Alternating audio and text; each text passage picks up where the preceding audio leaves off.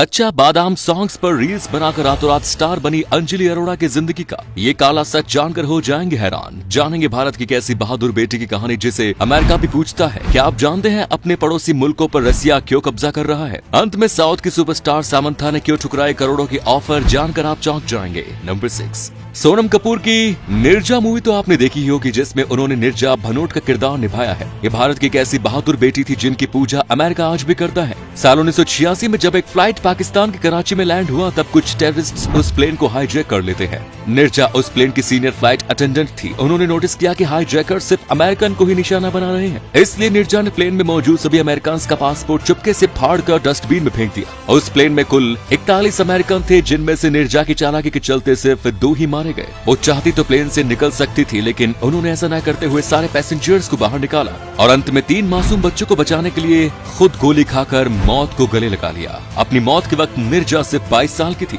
दोस्तों, भारत की इस बहादुर बेटी निर्जा के लिए एक लाइक तो बनता है। नंबर 5, कच्चा बादाम गाने पर रील्स बनाकर अंजलि अरोड़ा नाम की सोशल मीडिया इन्फ्लुएंसर रातों रात सेलिब्रिटी बन गई। इनके इंस्टाग्राम पर 10 मिलियन से भी ज्यादा फॉलोअर्स है। अंजलि फिलहाल कंगना रनौत के शो लॉकअप में है। इस शो के बॉटम 3 में एक टास्क में खुद को सेफ रखने के लिए उन्हें अपनी जिंदगी का एक टॉप सीक्रेट बताना था। अंजलि ने अपने राज से पर्दा उठाते हुए बताया कि दिसंबर में वो रशिया गई थी, जहां होटल के रिसेप्शनिस्ट से उनकी अच्छी जान पहचान हो गई। उस रिसेप्शनिस्ट ने उन्हें सैटरडे नाइट पार्टी के लिए 5000 रूबल्स का ऑफर दिया। अंजलि ने बताया कि उनके पास बिल्कुल भी पैसे नहीं थे, इसलिए उन्होंने ये ऑफर एक्सेप्ट कर उस बंदे के साथ फुल नाइट पार्टी की।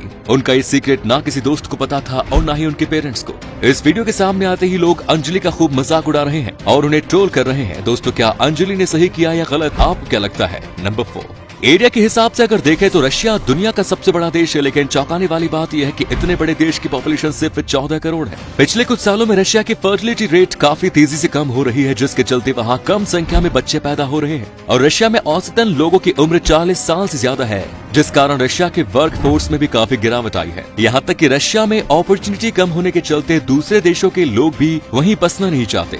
अगर ऐसा ही चलता रहा तो रशिया का ये प्रॉब्लम 3rd वर्ल्ड वॉर का कारण भी बन सकता है, क्योंकि अपने देश की पॉपुलेशन बढ़ाने के लिए रशिया आने वाले समय में दूसरे देशों पर कब्जा कर सकता है। नंबर 3, साउथ की सुपरस्टार जोड़ी सामंथा प्रभु और नागा चैतन्य को कौन नहीं जानता, जिन्होंने तेलुगु इंडस्ट्री को एक से बढ़कर एक ब्लॉकबस्टर फिल्में दी है। लेकिन पिछले कुछ दिनों से ये दोनों काफी सुर्खियों में थे, क्योंकि 2017 में इन दोनों की शादी थी, पर अभी इन दोनों का तलाक हो चुका है। सबसे चौंकाने वाली बात तो यह है कि हिंदुस्तान टाइम्स के एक न्यूज के मुताबिक तलाक के बाद सामंथा को नागा की तरफ से 200 करोड़ का एलिमोनी ऑफर भी मिला, जिसे सामंथा ने ठुकरा दिया। उनका कहना था कि उन्होंने चैतन्य से उनके प्यार के चलते शादी की थी, न कि उनके पैसे के लिए। ऐसा करके सामंथा ने पूरे समाज के लिए एक मिसाल कायम की है। दोस्तों, अगर आप भी सामंथा के फैन हैं तो एक लाइक जरूर करें।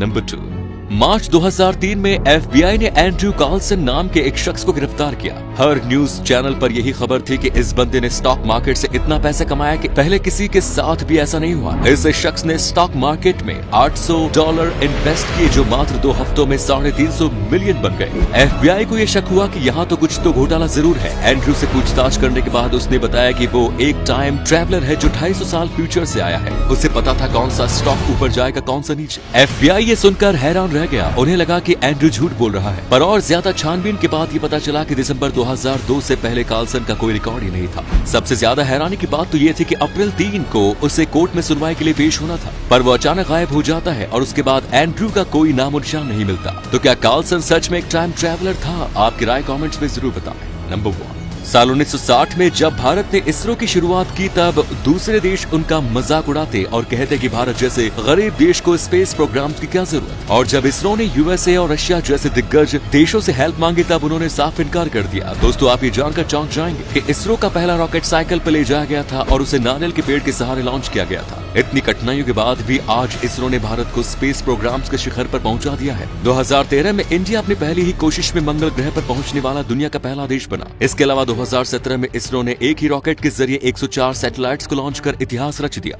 आज इसरो दुनिया के सबसे पावरफुल स्पेस एजेंसीज में से एक है। इसरो के लिए एक लाइक तो बनता है।